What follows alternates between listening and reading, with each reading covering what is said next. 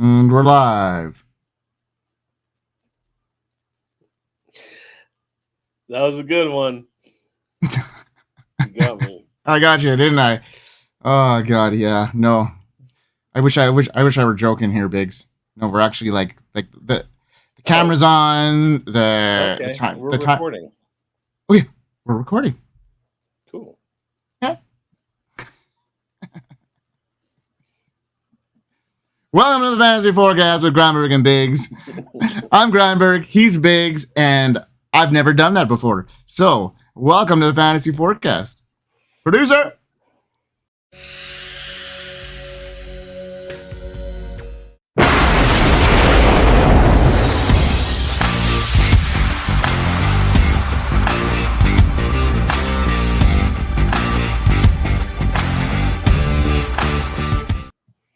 Welcome to the Fantasy Forecast with Grindberg and bigz. He is Grindberg. I am bigz. Schultze is hanging around in the back, trying to get something out of a box somewhere. I think he's like looking for old trophies to show us, or something from like, hey, look at me. All my millennial participation trophies from the 90s. All the red ribbons that said he was there. All right, we got a big show. Lots of starts, lots of sits, getting you ready for your weekend. And first, let's go over some studs and duds because Mike was so happy to put this together for us. I'm gonna go with mine. When I wasn't happy, you're the one that started this last week on my worst week ever. So and then I had my worst week ever. So I had to step it up this week, and I was like, damn, I nailed it. So I thought that Pop Douglas had a good matchup. Unfortunately, Jacoby Brissett is garbage. He had 3 catches for 13 yards. I said start Christian Watson. That was great because he got hurt. Garrett Wilson, 5 catches for 41 yards. And Amon-Ra St. Brown, 6 for 45 and a touchdown. Threw a touchdown, and I told you to sit him. So whiffs. But I did tell you put Rashid Shaheed in your lineup because I had him on my bench, and he went out and scored 15 points. This week, he's back in my lineup, so go ahead and bench him. There you go. I'm going to go over my studs and duds, and my first stud was I think it was a stud is Dallas Goedert. He went 7 for 62, finishes a top 5 tight end on the week. Deontay Johnson was a smash play. He hit 8 for 83 and a touchdown. A. Rich, unfortunately, went down with injury. I told you to sit him. I couldn't have predicted that. So, that's a wash. But Rachaad White, I think that was a hit. He went 10 for 40 on the ground and 2 for 25 in the air and lost some work to Bucky Irving. So, not a great matchup, but hopefully this night we see Rachaad White come back here. And hopefully on this goal line opportunity coming up right now. Yeah, he's about to score a touchdown last night in this game that we were watching. There it is. Last night. So what are we doing today, bigz? Are we going over starts and sits for the week? Yeah, let's do that. All right. Who's your first start, Mike? All right, my first start is Justin Fields. I know he's coming off of a heater, and it's a chalk call, but he wasn't super impressive heading in to last week. He was managing the Steelers' offense as a game manager, and now he's in another game where game script could play into his favor. While he has seen some struggles, including 4 sacks.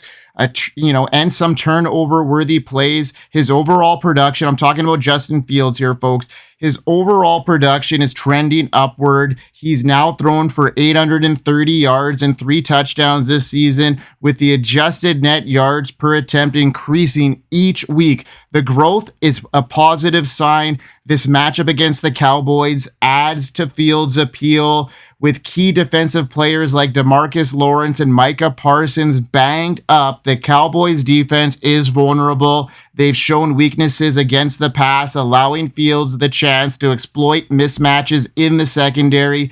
If the Steelers find themselves needing to throw more often, Fields could capitalize on this opportunity, making him a focal point of this offense. I think he's a low-end QB1 with plenty of upside headed into this week against this Cowboys defense, and it could be a potential shootout or play from behind here. So, yeah. Who's your first start here, bigz? My first start is going to be Evan Ingram. We have speculated on this show, and maybe Schulte was watching because I know he wasn't here, but we've speculated that maybe the reason that Jacksonville is such trash is that Evan Ingram has been hurt and hasn't been playing. And Brenton Strange, while I like the guy and he's got a fantastic name, he's not him. Evan Ingram, let's get you back on the field. Let's get you 10, 15 targets, a couple touchdowns and 100 yards. I'd like that. Let's do it. Evan Ingram is my first start because he's back.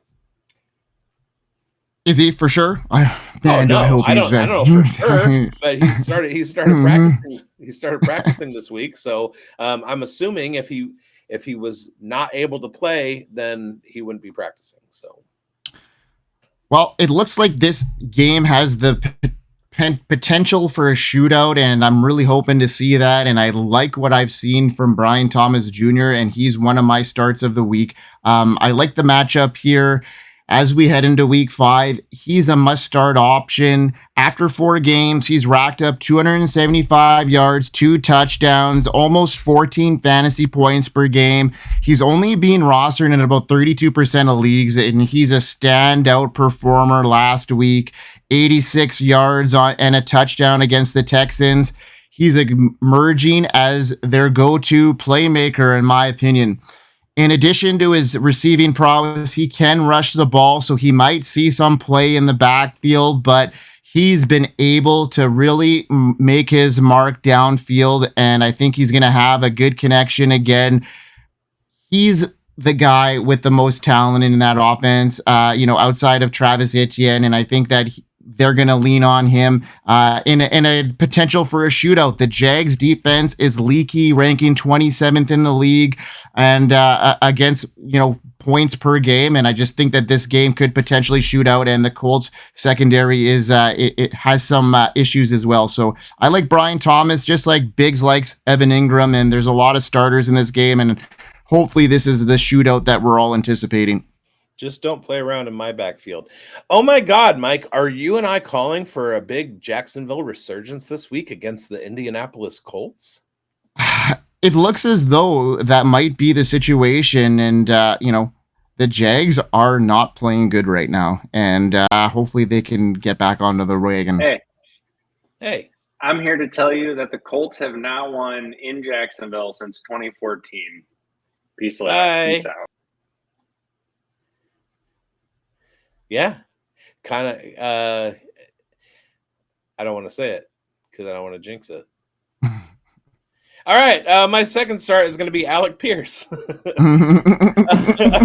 This game. Jacksonville, their defense has allowed 25.9 points per game to outside wide receivers. And where does Alec Pierce line up? He lines up outside. He is the big deep threat. Anthony Richardson is going to find him if he plays. Joe Flacco is going to find him if he plays. I feel like a big game is coming from both Michael Pittman and Alec Pierce. Not so much as Josh Downs, because if we look a little bit closer, only 12.6 points Indy gives up to slot receivers. So Josh Downs is going to be a decoy out there for Alec Pierce, running down the field, taking deep shots on go routes and 9 routes. And this matchup plays right into Alec Pierce's hands, especially with Trevor, Evan Ingram, Brian Thomas, and Travis Etienne all going off against this terrible, terrible Indy defense and creating a shootout situation where the Colts are going to have to get the ball down the field. So I really like Alec Pierce this week. Yeah, that's a good call. All right. Let's get into our sits now. And I feel like I want to tell people about a little app that we use frequently. It's called Fantasy Sports Advice Network, and why don't we show the viewers in Fantasyland what it's all about? We are here. FantasySportsAdvice.com, offering the best fantasy sports social media platform. Why join endless Discord communities or the trolls of Reddit? Fantasy Sports Advice is a community designed to help you win with 24/7 support. Go to FantasySportsAdvice.com and become a pro member for unlimited access. Again, go to FantasySportsAdvice.com today. Fantastic. Thank you, Dan Mater. And your sultry tones. All right, let's do our sits. My first sit is going to be Ramondre Stevenson. What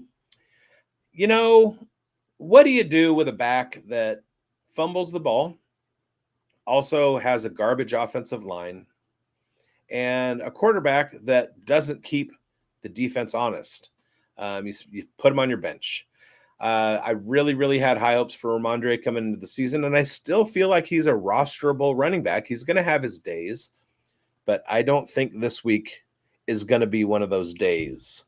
Looking at the matchup, he's going up against a Miami team. It's going to be a really bad game script for him, and the Miami team is they're pretty darn good against the pass and about average against the run. With the Patriots behind and Ramondre in the bad graces of Gerard Mayo because of his fumbling, I feel like it's a safe week to stick him on the bench and hope for better down the road. Yeah, it's a tough one with Ramondre. I mean, we've both have some shares of him that we thought this resurgence would happen. He was the chosen one. And he is not, there yet, but see what happens here. Hopefully he can regain that stranglehold on that starting position and hold on to the ball a bit better here. He was supposed to bring back balance to the force. He was, but he didn't. And all right, well, I got to sit here and, despite the buzz surrounding Rico Dowdle, he's going to be on my bench this week. While his overall outlook may seem promising with the potential for increased snaps, the matchup against the Steelers presents significant obstacles that make him a risky start this week. The Steelers have one of the toughest run defenses in the league, ranking third in NFL by allowing just 174 yards per game, which is dramatically caps Rico Dowdle's fantasy upside. Through 4 weeks, he's shown flashes of promise. Last week, he was, pretty good with his targets and his situation. So the Steelers, though, they have not yet let a player to surpass 100 rushing yards in a game, and it's going to be crucial stat to consider because Dowdle's inability to find the end zone consistently, he has no rushing touchdowns on the year, adds to the concern. So with the defense being stout, I just think that this is going to be a tough matchup for Rico Dowdle. And as much as I loved seeing what he did last week, I think this week is the week to keep him on your bench and maybe look at him in future weeks to get back in your lineup. Yeah, Pittsburgh is absolutely going to shut him down, and it's not going to be pretty. All right, pop quiz, hot shot. Who leads the Buffalo Bills wide receiver room in fantasy points for the season? I would say Khalil Shakir. Khalil Shakir. That's correct. You got that answer right. And who's Khalil Shakir playing this week? In a great opportunity game. Yes. Who are they playing, bigz? Houston, who allows 19 fewer yards per week on average. They also are much better against slot receivers than they are against wideouts. So I don't like the Khalil Shakir matchup this week, and I'm putting him on my bench. All right. Shakir on the bench. And then another bench guy that probably It's a tough one here to swallow because I love Zamir White. I just felt that he had the opportunity this year, but he's in a situation and it's murky there in Las Vegas. His performance has been nothing short of abysmal. He's becoming clear that he has little to offer for fantasy managers at this point with his current production. He's quickly reaching the roster clog status and is simply not startable this week. Despite being the focal point of the Raiders offense late last season, White has struggled significantly this year. His season high of just 50 rushing yards last week underscores the downturn. While he had some, decent outings last season, he is now averaging just 3.1 yards per carry and is yet to score a touchdown. He's facing a very tough matchup in the Denver Broncos this week. They rank 12th against the run, only allowing 110 yards per game. This stout defense has proven difficult for running backs, and it's hard to imagine White finding any success against them. And if there was an opportunity, it would be for him to find the end zone. And I just think that, Alexander Madison at this stage is getting that red zone looks. What are your thoughts on that, bigz? Madison is getting the goal line carries and stealing touchdowns, but he's not playing any better than Zamir White is. No, he isn't. Those situations. I've seen this play out before. It happened to Josh Jacobs in 2023 to begin the year. It's happening again. What you have is a situation where you have a quarterback that can't move the ball down the field, and the defense just peels their ears back against the running game. Now, Zamir White he saw an increase in carries last week. He saw an increase in his workload. He had 17 carries. That's a little bit closer to what the Raiders want to do. And finally, the Raiders offensive line with Jackson Powers Johnson getting onto the field looked like they're going to be okay in the run game. It's just going to take Aiden O'Connell taking back over the starting quarterback role from Gardner Minshew. It happened last year. You had Josh Jacobs lead all NFL running backs in rushing yards in 2022, and the following year, Jimmy Garoppolo was trying to get the ball down the field, and he couldn't. He couldn't hit anybody. They weren't worried about Jimmy Garoppolo at all. They were like, we're going to shut Josh Jacobs down, and if we're going to get beat, we're going to let Jimmy Garoppolo do it. Now teams are doing the same thing. They're like, Antonio Pierce comes out and says, Zamir White's going to be our focus and of the offense. The offense is going to run the ball. He's going to get 20 carries a game. And through that coach speak, defenses were like, okay, yeah, we'll let Gardner beat us. And the Raiders run game hasn't been able to get off the ground. They're not going to do it this week against Denver. Denver's too good. Anybody who owns Breece Hall knows this, and it's not going to happen this week. But over the course of the season, second half of the season, Zamir White's going to be fine.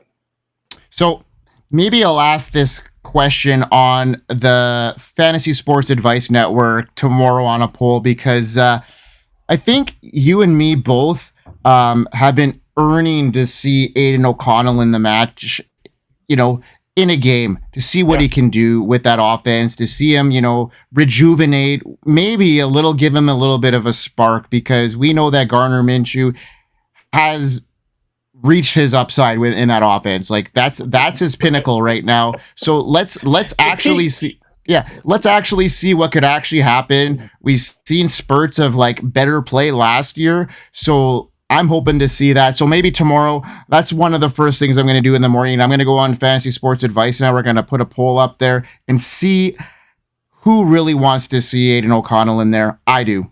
Well, last year, Garoppolo, McDaniels goes, Garoppolo gets benched. They throw Aiden O'Connell out there, and Aiden O'Connell has the ability to throw the ball deep. It took the defenders off of the defensive line, and it allowed Josh Jacobs until he got hurt, and then Zamir White room to run. They haven't had that this year. One of the telling stats that you can look at is yards before contact, and Zamir White is his yards before contact is like under 2, I want to say, meaning once he gets the ball, the defense is on him. They haven't been blocking anybody. They're sending 2 guys in run blitz situations. And Zamir White hasn't had, and Alexander Madison for that matter. Madison has not earned any of his points from rushing efficiency. He's had one good hole open up for him last week and a couple of catches and then some short like goal line stuff. That's been it. So yes, he's has more fantasy points, but Zamir White has still been the better running back in that situation. It just doesn't, when all you're doing is reading box scores and stat lines, it doesn't necessarily show it. But when you're watching the games, which I have to, then you see things like that. So let me watch the Raiders so you don't have to. There you go. Fair. He's ear to the ground, folks. Yeah. So that's our starts and sits for this week. We'll be back tomorrow to give you our injury updates and whatnot leading into the weekend here. So yeah, Biggs, let's bring us home, buddy. Yeah, go ahead and watch us last night on Points After Thursday. Also next week, Points After Thursday, when we do a start sit show, check out Breakfast with Biggs Sunday morning. You know what? Let me do starts and sits let me get starts and sits out of the way for the Minnesota game. You want to just sit everybody. Also, I'm kidding. But I'm not going to be able to take Minnesota, New York Jets starts and sits questions breakfast with Biggs because it's a 6:30 game out here, and I'm not getting up that early for nobody. But yeah, check me out on the Queen's Ransom show on Wednesdays, and then right here at the Fantasy Forecast, because I love you guys and I hope you win. We hope you win. Have a good week, folks.